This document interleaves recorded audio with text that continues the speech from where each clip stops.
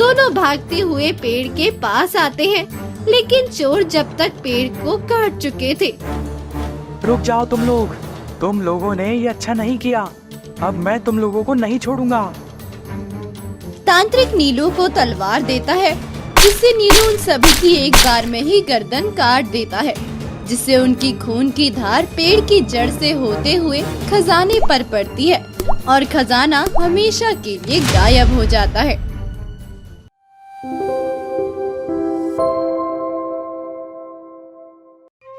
बहुत समय पहले की बात है। एक गांव था पीराबल, जहाँ एक बहुत ही बूढ़ा आदमी अपने अपने पोते नीलकंठ और पत्नी लीलाबाई के साथ रहता था।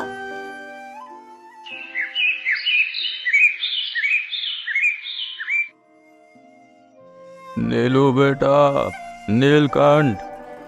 आवाज में जान नहीं है, फिर भी चलाए पेड़ हो। क्यों, क्या हो गया? क्यों चिल्ला रहे हो नीलू को? बस ऐसे ही बुला रहा था। सारा दिन दोपहर में घूमता रहता है, न खाने की सुध है और न ही पानी की। अरे बच्चा है, इस उम्र में नहीं खेलेगा तो क्या बुढ़ापे में खेलेगा? हाँ हाँ, सब समझ रहा हूँ मैं।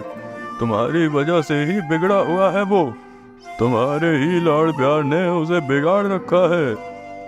पोता जो है मेरा, लाड प्यार तो करूंगी ना जी। ज्यादा प्यार करना भी ठीक नहीं है। भाग्यवान बच्चे बिगड़ जाते हैं ज्यादा प्यार करने से। दादी, लो आ गया नीलू।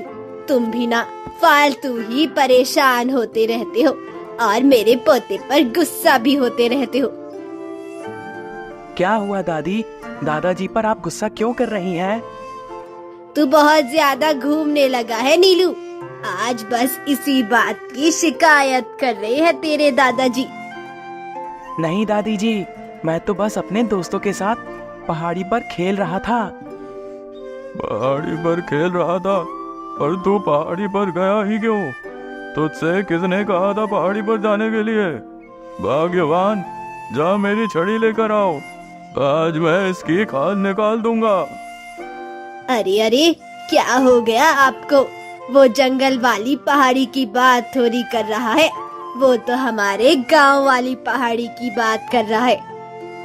गांव वाली पहाड़ी?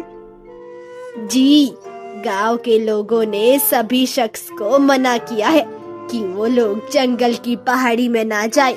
इसीलिए सारे बच्चों ने मिलकर गांव के वो कोने वाले हिस्से का नाम ही पहाड़ी रखा है बेटा। दादी, जंगल वाली पहाड़ी? क्या जंगल में भी कोई पहाड़ी है क्या? हाँ बेटा, लेकिन तू उस पहाड़ी में कभी मत जाना। पर क्यों दादी? उस पहाड़ी में ऐसा क्या है? देखा कितने सवाल जवाब करता है ये। तुझे तेरी दादी ने एक बार कह दिया ना कि उस जंगल वाली पहाड़ी में नहीं जाना है, तो तू बार बार क्यों पूछ रहा है? एक बात कान खोल कर सुन ले। अगर तू कभी उस जंगल वाली पहाड़ी में गया तो मैं तेरी इसी छड़ी से टांगे तोड़ डालूंगा। बस भी करिए जी, हर वक्त बच्चे पर गुस्सा ही होते रहते हैं। बच्चा है, उसे क्या पता क्यों नहीं जाना पहाड़ी में। बेटा, उस जंगल में एक कटहल का बहुत बड़ा पेड़ है, जिसमें कोई बड़ा राक्षस रहता है। जो भी उसके फल खाता है वो मर जाता है। अच्छा। हाँ बेटा हाँ, इसीलिए तेरे दादाजी तुझे वहाँ जाने से मना करते हैं। पर दादी, दादाजी और बाकी सभी को कैसे पता चला कि उस जंगल के उस पेड़ में शैतान रहता है? बेटे, एक बार की बात है, तेरे माँ और बाबूजी पहाड़ी वाले जंगल में लकड़ियाँ लेने गए थे, लेकिन रात तक नहीं लौटे। हमने उन्हें बहुत खोजा, लेकिन वे नहीं मिले। फिर सुबह जब हम उसी पहाड़ी पर गए, तब देखा उसी कटहल के पेड़ के पास दोनों मरे पड़े हैं। दोनों के हाथ में कटहल था और उनके मुंह से झाग निकल रहा था। पर इससे कैसे कहा जा सकता है दादी कि उस पेड़ पर कोई शैतान है? बेटे, उस वक्त तो हमें भी यही लगा कि हो सकता है कोई जहरीली चीज तेरे माँ बाबूजी ने खा ली होगी, लेकिन दूसरे दिन फिर उसी कटहल के पेड़ के पास एक और आदमी मरा हुआ मिला। जब किसी तांत्रिक को बुलाया गया तो उसने बताया उस कटहल के पेड़ में कोई बहुत ही खतरनाक शैतान रहता है और गांव वालों को वहां जाने से उसने मना किया है। नीलू के मन में अब तो ये बात और भी चुभने लगी कि मेरे माँ बाप की जान उस कटहल के पेड़ के नीचे हुई थी। उसने अब मन में ठान लिया कि अब वो उस पेड़ की सच्चाई को जान कर ही रहेगा।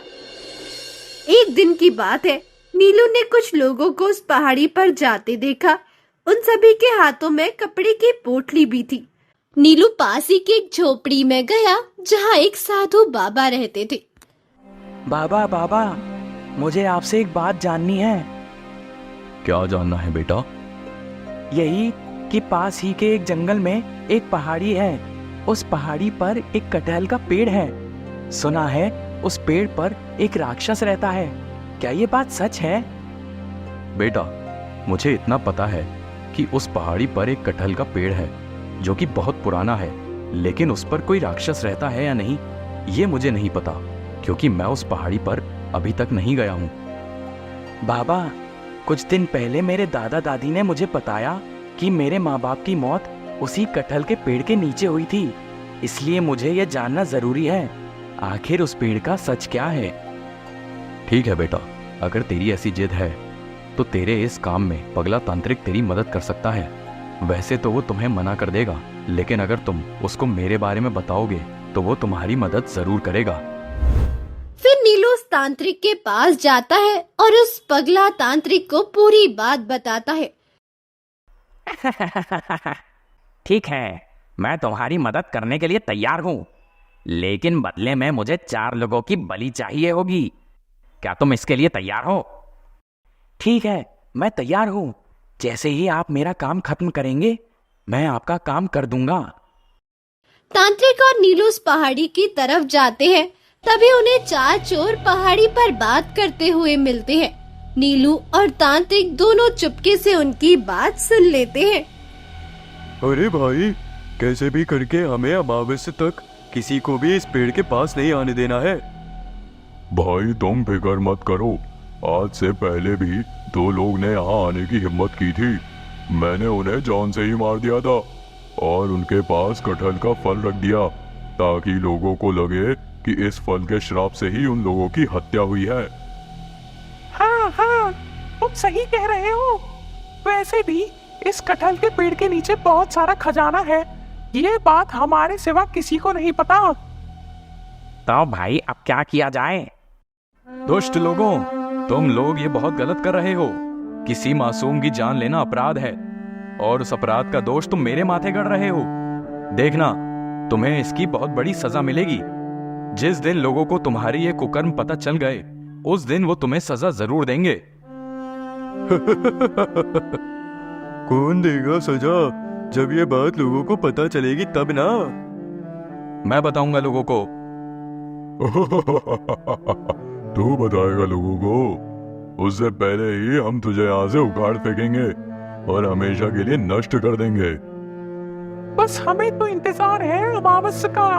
उस दिन हमें सारा खजाना मिल जाएगा और तुम हमेशा के लिए यहाँ से उखाड़ दिए जाओगे। चारों चोर ऐसा कहकर वहाँ से चले जाते हैं और नीलू उनके पास जाता है। प्रणाम पेड़ देवता, आज पहली बार किसी पेड़ को बोलते हुए देख रहा हूं मैं।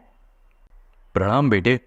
हाँ, मैं एक जादुई बोलता हुआ पेड़ हूँ, पर तुम कौन हो? पेड़ देवता, मैं पास के ही गांव में रहता हूँ।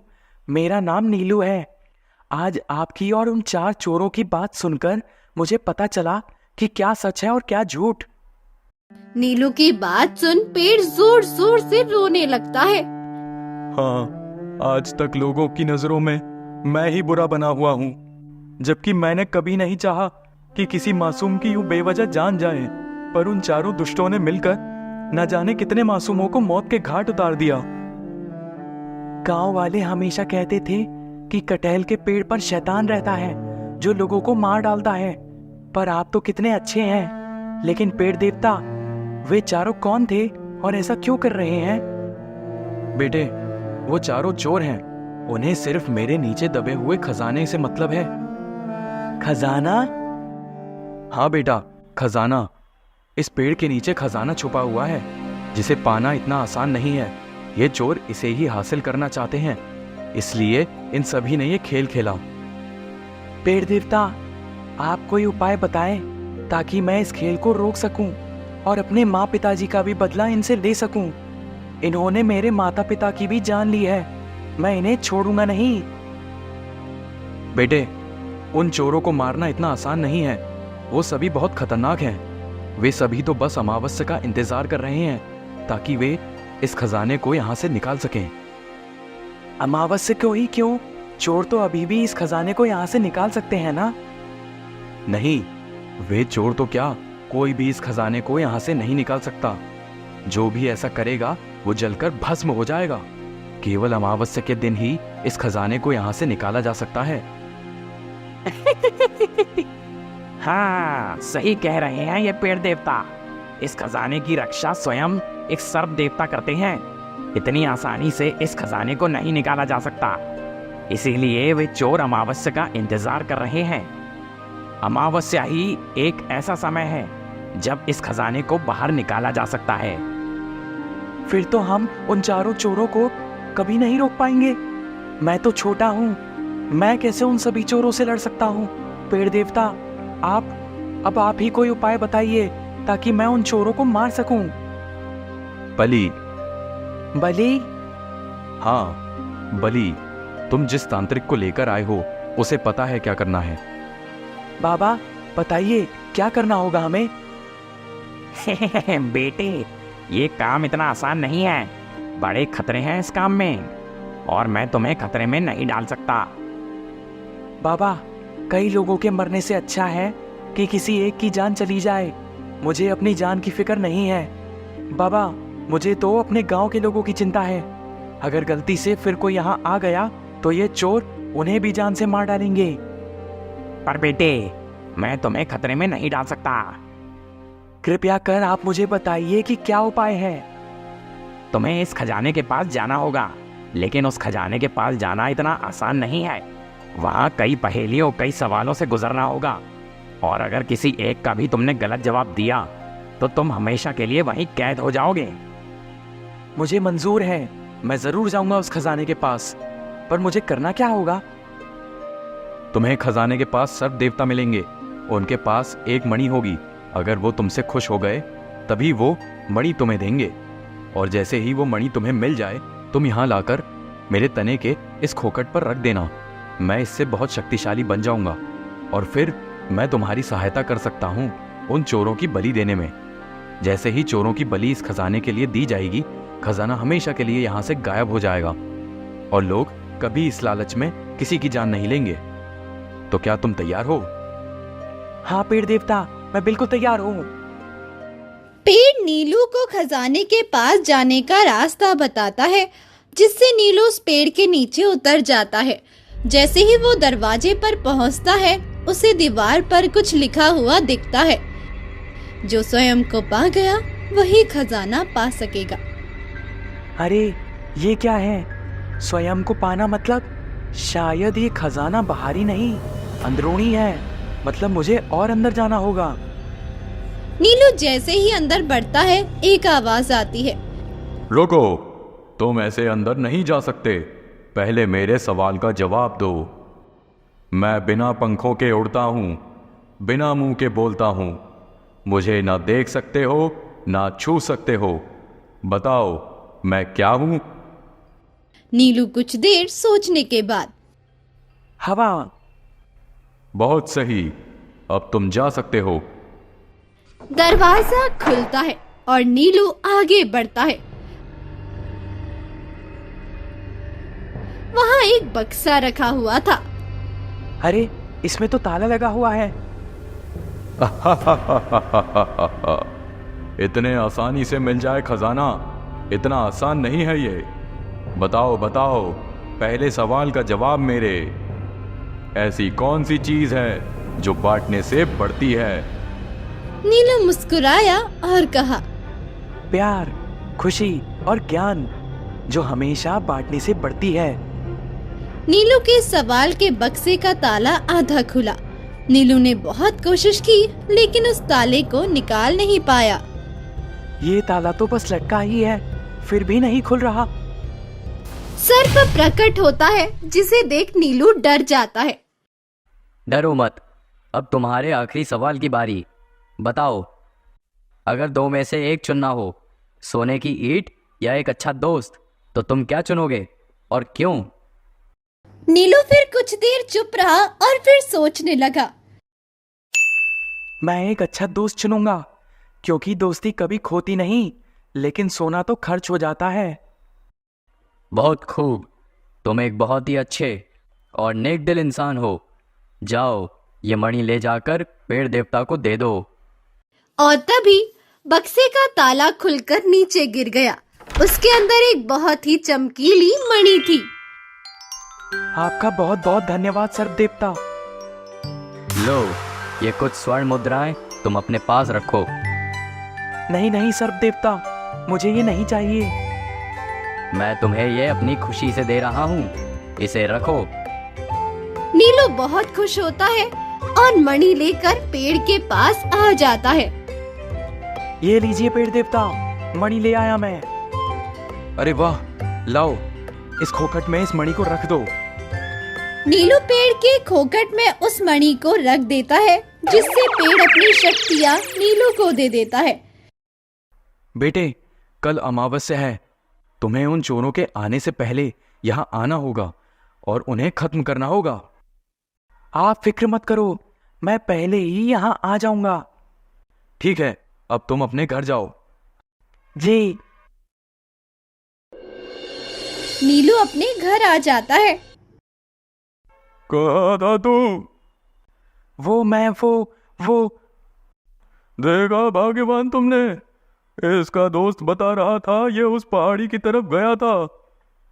बेटे, तूने तो वादा किया था ना मुझसे, फिर तूने क्यों किया ऐसा? तुझे पता है हम कितना घबरा गए थे। बस करो भाग्यवान, तुम्हारे लाड़ प्यार ने ही इसे बिगाड़ा है। अब मैं इसे रस्सी से ही बांधूंगा। नहीं दादाजी, ऐसा मत करिए। मत बांधिए इसे, अब ये नहीं जाएगा वहां। नीलू और दादी बहुत चिल्लाते हैं, लेकिन दादाजी उनकी एक बात भी नहीं सुनते और नीलू को रस्सी से बांध देते हैं। अब मैं क्या करूं? अगर मैं वहां समय से नहीं पहुंचा तो वो चोर उस खजाने को पा लेंगे। नहीं, मुझे यहां से कैसे भी करके जाना होगा। दादाजी, मुझे खोलिए ना, अब मैं सच में नहीं जाऊंगा। दादाजी उसकी एक बात भी नहीं सुनते।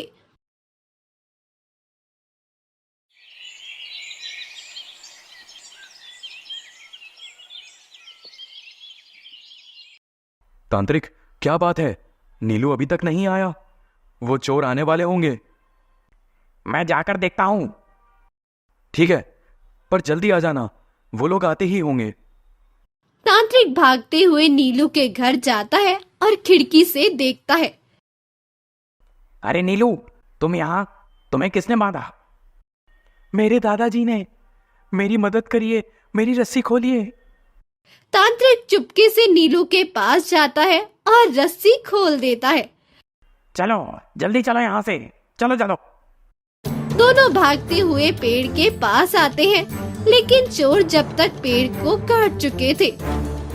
रुक जाओ तुम लोगों ने ये अच्छा नहीं किया। अब मैं तुम लोगों को नहीं छोड़ूंगा। तांत्रिक नीलू को तलवार देता है, जिससे नीलू उन सभी की एक बार में ही गर्दन काट देता है, जिससे उनकी खून की धार पेड़ की जड़ से होते हुए खजाने पर पड़ती है और खजाना हमेशा के लिए गायब हो जाता है। पेड़ देवता, मुझे माफ कर दीजिए, मैं आपको बचा नहीं पाया। थोड़ी ही देर में पेड़ भी फिर से अपनी जगह लग जाता है और मुस्कुराने लगता है। नीलू बेटा, उठो। देखो, मैं जिंदा हूँ उन दुष्टों के रक्त से मैं फिर से जीवित हो गया। नीलू पेड़ को देखकर बहुत खुश होता है और सारे गांव वालों को पेड़ की अच्छाई के बारे में बताता है। अब सभी गांव वाले खुश थे और उस कटहल के फलों को तोड़ तोड़ कर ले जाया करते थे।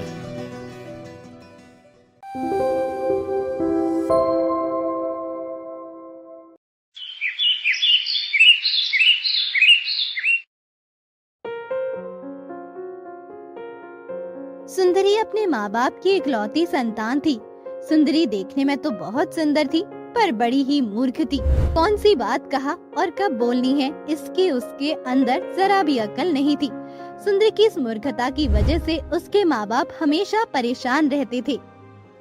सुनिए जी, सुंदरी की सारी सहेलियों का ब्याह हो गया है। एक हमारी बेटी ही बची है। ना जाने इसका ब्याह किस मुहूर्त में होगा। हाँ भाग्यवान, मुझे भी इसकी चिंता होती है, पर उसकी मूर्खता वाली बात किसी से छुपी कहाँ है। देखिए, मुझे कुछ नहीं पता। आप बस इसके लिए लड़का देखना शुरू करिए। आखिर कब तक इसे हम अपने घर पर रखेंगे? एक ना एक दिन तो इसकी शादी करनी ही है। ठीक है भाग्यवान, मैं कोई अच्छा सा लड़का देखता हूँ जिससे इसकी मूर्खता का पता ना हो। आप एक काम करिए, इस बार जब आप व्यापार पर जाए तो इसे भी अपने साथ परदेश ले जाइए। इसकी सुंदरता देखकर कोई ना कोई तो जरूर इससे ब्याह करने को राजी हो जाएगा। हमारी बेटी कितनी भी मूर्ख क्यों ना हो, पर इससे सुंदर भी दूर दूर के गांव में कोई नहीं है। तुम ठीक कहती हो भाग्यवान, कल से मैं सुंदरी को भी अपने साथ परदेश ले जाऊंगा। सुंदरी, ओ बिटिया सुंदरी, जा जाकर तैयार हो जा। तुझे भी आज पिताजी के साथ परदेश जाना है। परदेश? पर माँ, मैं क्या करूंगी परदेश जाकर? ब्याह? क्या ब्याह? और क्या, तेरी उम्र की सारी लड़कियों का ब्याह तो हो गया, एक तू ही बची है। परदेश में बहुत अच्छे अच्छे लड़के हैं। तू अपने पिताजी के साथ जा देखने। देखना, तुझे भी कोई ना कोई अच्छा जीवन साथी जरूर मिलेगा। बिल्कुल राजकुमार की तरह ना माँ? हाँ हाँ, राजकुमार ही। और सुन, एक बात कान खोलकर सुन ले, परदेश में अपनी मूर्खता लेकर मत जाना। अगर वहाँ भी अपनी मूर्खता लेकर गई तो तेरा ब्याह हो गया। तू अपने पिताजी के साथ जा और किसी से ज्यादा बात मत करना, समझी? जी माँ, बिल्कुल समझ गई। बेटी, अब जल्दी जाकर तैयार हो जा। जी पिताजी, मैं अभी तैयार होकर आती हूँ। सुंदरी तैयार होकर आती है। चलिए पिताजी, मैं तैयार हूँ। दोनों व्यापार के लिए निकल पड़ते हैं और परदेश पहुँचते हैं।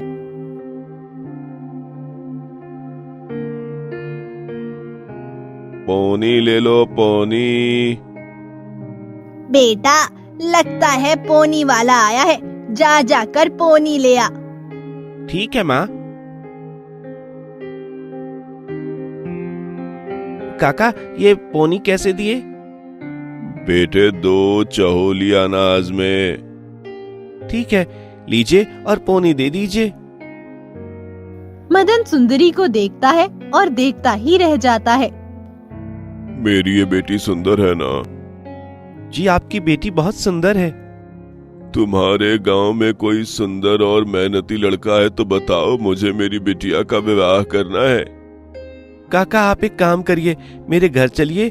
घर में मेरी माँ है, वो आपको सब बता देगी। ठीक है बेटा, चलो।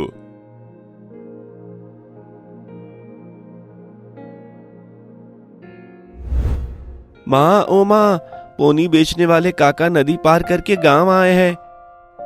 राम राम जी। राम राम। कहिए, हम आपकी क्या सेवा कर सकते हैं? ये मेरी बेटी है सुंदरी। इसके लिए मैं सुंदर, सुशील और मेहनती लड़का देख रहा हूँ। अगर आपकी नजर में कोई हो तो बताइए। वाह, तुम्हारी बेटी तो वाकई बहुत सुंदर है। मैं भी अपने बेटे के लिए सुंदर सुशील लड़की देख रही थी। क्यों ना आप अपनी बेटी की शादी मेरी मदन से करवा दीजिए। मेरा बेटा बहुत मेहनती है।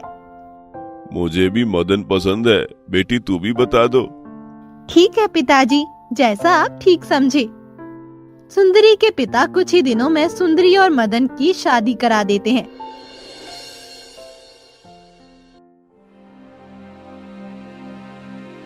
लगता है पिछले जन्म में कोई पुण्य का काम किया होगा, तभी इतनी सुंदर बहू मिली है मुझे। बहू जा, तेरा पति काम से आता होगा, उसके लिए गरम गरम 2-4 रोटियां सेक ले। ठीक है माँ जी। आ गया बेटा, चल मुंह हाथ धो ले। बहू, ओ बहू, खाना लगा दे। मदन और मदन की माँ खाने बैठते हैं, लेकिन सुंदरी मदन को बस खाना परोसती है। ये क्या बहू, बस डब्बे में तो 4 रोटी है बस। माँ, आपने ही तो कहा था इनके लिए 2-4 रोटी बनाना, तो मैंने बना दिया। हाय, ये क्या, तेरा दिमाग तो सही है ना? माँ जी, अगर आपने कहा होता कि आपके लिए भी 2-4 रोटी बनाओ तो बना देती, पर आपने ऐसा कहा ही नहीं। हाय हाय, सत्यानाश हो, कैसी बेवकूफ बहू मिली है मुझे। सुंदरी आए दिन कोई ना कोई मूर्खता करती, जिससे उसकी सास और पति दोनों आए दिन परेशान रहते। एक दिन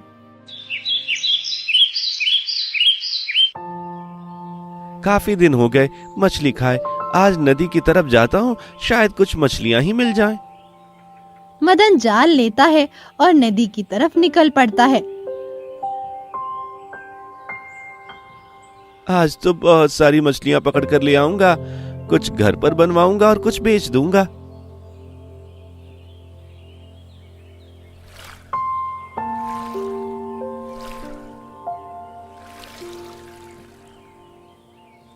अरे अरे, इसमें तो कुछ नहीं फंसा। लगता है इस बार कोई बड़ी मछली फंसी है। अरे, ये कितना बड़ा बक्सा है, इस बक्से में आखिर क्या हो सकता है? मुझे इसे खोलकर देखना चाहिए। मदन बक्सा खोलकर देखता है, जिसमें उसे एक बहुत ही सुंदर और छोटा सा कछुआ मिलता है। अरे, इसमें तो कछुआ है। एक काम करता हूँ, मैं इस कछुए को इस नदी में छोड़ देता हूँ। नहीं नहीं, मुझे इस नदी में मत छोड़ो, वरना दाना मुझे खा जाएगा। ये क्या, ये कछुआ तो बोलता भी है। हाँ भाई, मैं कोई मामूली कछुआ नहीं हूँ, मैं एक जादुई कछुआ हूँ। वो बड़ी मछली मेरे पीछे पड़ी हुई है, इसलिए इस बक्से में आकर छुप गया। अच्छा ठीक है, फिर तुम मेरे साथ मेरे घर चलो। मदन कछुआ को अपने साथ अपने घर ले आता है।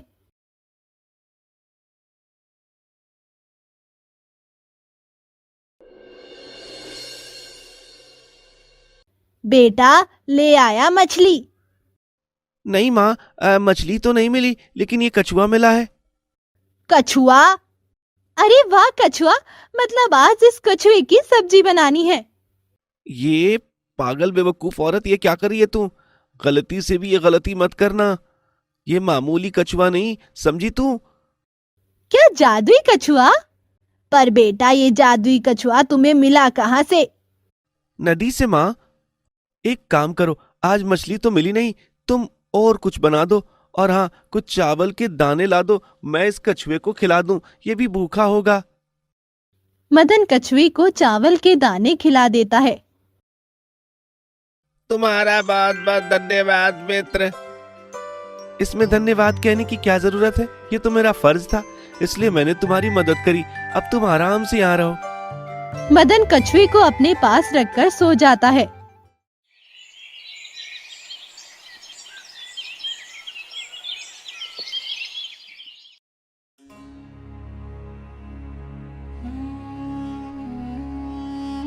अरे ये क्या, ये तो सोने का हार है, पर यहाँ कैसे आया?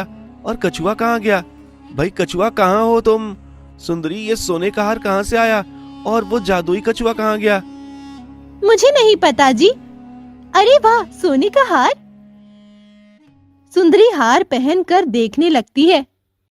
सुंदरी रखो इसे, यही, ये हमारा नहीं। मित्र, मैं यहाँ हूँ, मुझे बड़ी जोरों की भूख लगी है, इसलिए मैं यहाँ आ गया। कोई बात नहीं, मुझसे कह देते, मैं तुम्हें कुछ खाने को दे देता। अच्छा ये बताओ, ये सोने का हार तुम्हारा है? हाँ हाँ मेरा ही है, पर अब वो तुम्हारा है। कल सुंदरी ने मुझे कुछ दाने खिलाए थे, ये हार उसी के बदले हैं। पर इसकी मुझे कोई जरूरत नहीं है दोस्त, ये हार तुम अपने पास ही रखो। अरे कोई बात नहीं मित्र, तुमने मेरे लिए इतना किया तो मैं तुम्हारे लिए इतना तो कर ही सकता हूँ ना। सुंदरी देख, मैं जानता हूं तुझसे कोई बात तो ज्यादा दिन तक छुपी नहीं रहती, मगर इस बार तूने इस कछुए की बात किसी को बताई तो मुझसे बुरा कोई नहीं होगा। आप भी ना मुझे इतना बेवकूफ समझते हो? क्या मैं भला किसी को क्यों बताने लगी? अगर कोई हमारा कछुआ चुरा ले गया तो? शाबाश, ऐसे ही दिमाग चलाया कर अपना। सुंदरी सोने का हार पहनकर बहुत खुश थी। वो अब जहाँ भी जाती उसी हार को पहने रहती। एक शाम सुंदरी उसी सोने के हार को पहनकर कुआं पानी भरने जाती है। अरे सुंदरी, तेरा हार तो बहुत अच्छा लग रहा है। नकली होगा, सोने का लेने की तो इनकी हिम्मत नहीं। नहीं नहीं बहन, ये हार सोने का ही है। अरे तेरे पति मजदूरी करते हैं, जो तुझे कहां से सोने का हार ले देगा, झूठी। अरे ये हार मेरे पति नहीं लाए, ये हार तो मुझे जादुई कछुए ने दिया है। जादुई कछुआ? हाँ हाँ बहन, जादुई कछुआ। मैं तुम लोगों को तभी बताऊंगी जब तुम लोग मुझसे वादा करोगी कि उस कछुए के बारे में तुम किसी को नहीं बताओगी। हाँ हाँ, हम किसी को कुछ भी नहीं बताएंगे, तुम बताओ तो। सुंदरी सारी बातें उन सारी औरतों को बता देती है। सुंदरी की बातें सुन उन औरतों के मन में भी लालच जाग जाता है। वे सभी योजना बनाती है कि आज रात ही हम उस कछुए को चुरा लेंगे। जाओ तुम अंदर जाओ, मैं देखती हूँ कहीं कोई आ तो नहीं रहा। ठीक है। औरतें मिलकर उस कछुए को एक बोरी में कैद कर लेती है और अपने साथ ले आती है। अब हमारे पास भी बहुत सारा सोना होगा। लो कछुए, ये दाना खाओ। मुझे पता है तुम लोगों ने लालच में मुझे कैद किया है, तुम सब लालची हो। ये कछुआ ज्यादा बोल रहा है, ज्यादा बोला तो मैं डंडे से पीट दूंगी तुझे, समझा? औरत की बात सुन कछुए को गुस्सा आ जाता है। वो जादू से उस औरत की पिटाई कर देता है। दूसरी औरत जैसे ही कछुए को पकड़ने आती है, कछुआ उनकी भी डंडे से पिटाई कर देता है और वहाँ से चला जाता है।